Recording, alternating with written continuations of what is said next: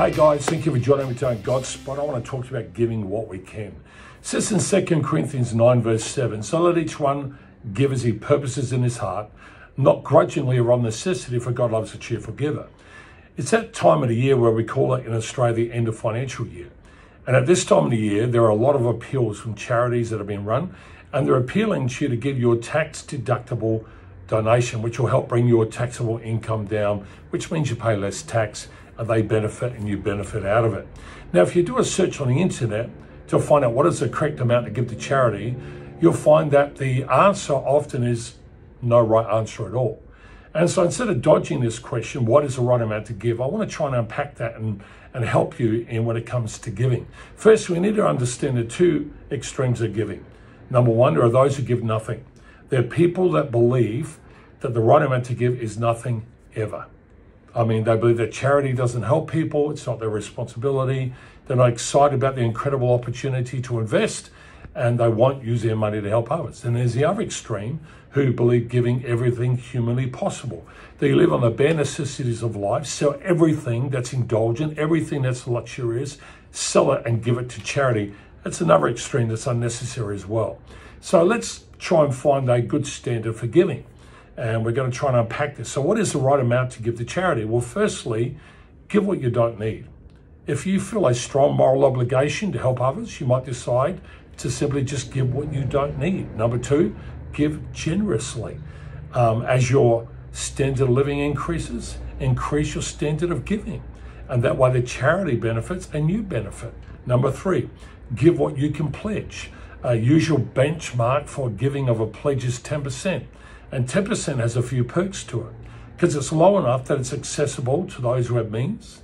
10% is high enough that it really feels meaningful to most people. 10%, it's much more generous than what most people are otherwise giving. And it's not so high as to be off-putting, overly demanding. And the best part about 10% is very easy to calculate. $10 out of 100, and you can give it. Number four, give to an average level. 10% may be too much for you. The studies have been put together and the stats have been put together. The average person who gives roughly 2 to 6% of their income annually. And that, you might be more comfortable doing that. Number five, give what you won't miss. If you won't miss it, give it anyway. I know sometimes we have charities that they round up the dollar and that money goes to a charity whenever you spend money. That's a good way of doing it as well. So here are a few recommendations that I'd like to give you in regards to giving to charity. Firstly, give what you can. Unless you're financially insecure, I recommend you start giving something. Get into the habit of giving because it'll change you as a person. And you become someone who gives money to charity. It's much more than that. You start to experience the joy and satisfaction that you receive when you're helping others. Number two, give effectively. Look for a charity that works for you. $1 to one charity may not be very effective, but $1 to another charity might mean the difference in everything. So look for the most effective charity you can give to. Number three, give sustainably. The fact is, if you can't afford it, you can't give it.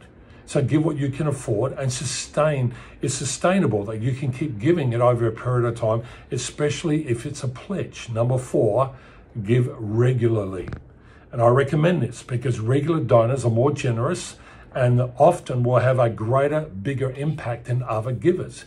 It's estimated a generous giver will give around 42% more per year and up to 440% more over a lifetime than others. So giving habitually means you're most likely to continue giving, less likely to skip donations, and you can budget your income a lot better as well. And so number five is give together. Finally, share the joy of giving with other people. Don't make it just your decision. Get other people involved. If you own a company, ask people what they're interested in. You're married, ask your wife, ask your spouse, ask your family. Get other people involved and let them be exposed to generosity and charity, and it'll change the whole dynamic.